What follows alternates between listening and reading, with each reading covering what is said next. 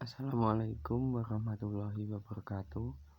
Perkenalkan, nama saya Zilan Aditya Putra dengan nomor NIM 330202500014 dari Prodi Hukum Ekonomi Syariah kelas A. Kali ini saya akan menyampaikan materi tentang pentingnya menyiapkan bekal kematian dengan amal soleh. Seperti yang kita semua ketahui, dunia merupakan tempat sementara dan hidup merupakan perjalanan panjang menuju kematian. Semua makhluk, manusia, jin, hewan, dan tumbuhan, dan semua yang bernyawa pasti mati. Lalu, apa saja amal soleh yang bisa kita persiapkan sebelum kita menghadapi kematian?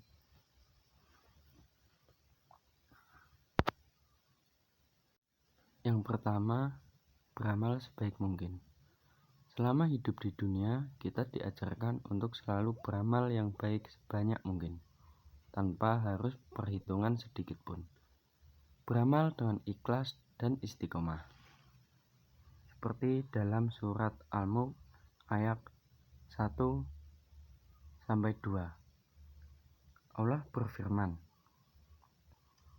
Tabarakalladzi biyadihi mulku wa huwa ala kulli syai'in qadir. Alladzina khalaqal mauta wal hayata liyabluwakum ayyukum ahsanu amala wa huwa azizul ghafur. Yang artinya, Maha Suci Allah yang menguasai segala kerajaan, dan Dia Maha Kuasa atas segala sesuatu, yang menciptakan mati dan hidup untuk menguji kamu, siapa di antara kamu yang lebih baik amalnya, dan Dia Maha Perkasa, Maha Pengampun. Selanjutnya, adapun hadis riwayat Abu Hurairah, Rasulullah Shallallahu Alaihi Wasallam bersabda, Fa inna khairal amala adwamuhu wa in qala. Yang artinya, sesungguhnya sebaik-baik pekerjaan adalah yang rutin atau berkelanjutan, meskipun itu sedikit. Dari kedua dalil ini, sudah sangat jelas bahwa kita dianjurkan beramal saleh dengan istiqomah atau terus-menerus. Karena pekerjaan yang diistiqomah akan membuahkan hasil yang banyak. Selain istiqomah, pekerjaan yang kita lakukan harus dilandasi dengan ikhlas dan syukur, sehingga apa yang dikerjakan tidak sia-sia. Lalu yang kedua, menyiapkan amal yang terus mengalir pahalanya. Menyiapkan amal jangan hanya yang sifatnya pribadi, yang ketika sudah wafat hanya akan berhenti ketika itu juga. Maka kita harus beramal yang sifatnya memberkahi dan bermanfaat bagi orang lain, sehingga amal tersebut akan terus mengalir kepada diri kita meskipun kita telah tiada. Seperti sedekah jariah, mengajarkan ilmu agama dan pengetahuan lainnya, serta mendidik anak kita menjadi anak yang saleh dan alim, sehingga dapat mendoakan kita kelak. Sebagaimana Rasulullah Shallallahu Alaihi Wasallam bersabda seperti di bawah ini, yang memiliki arti diriwayatkan oleh Abu Hurairah bahwa Rasulullah Shallallahu Alaihi Wasallam bersabda, jika manusia mati, maka terputuslah amalnya kecuali 3 perkara, yaitu sedekah jariah, ilmu yang diambil manfaatnya, dan anak soleh yang selalu mendoakan orang tuanya. Hadis riwayat Muslim. Lalu yang ketiga, yaitu kita harus berdoa agar diberi husnul khotimah. Siapa sih yang tidak ingin akhir hidupnya husnul khotimah? Pasti semuanya mau dan sangat berharap.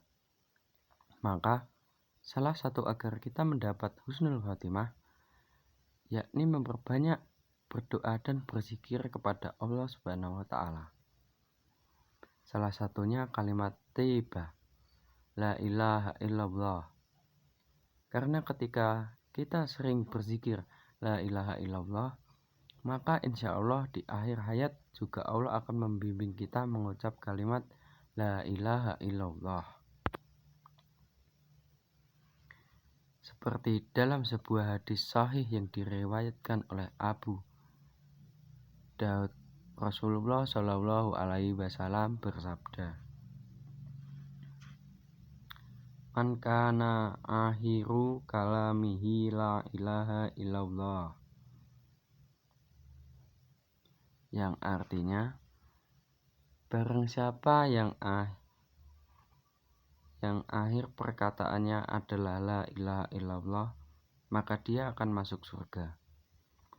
Rasulullah Shallallahu Alaihi Wasallam juga memberikan gambaran tambahan bahwa ciri-ciri seseorang yang husnul khotimah yakni dirinya akan selalu istiqomah mengerjakan perbuatan yang baik hingga akhir hayat.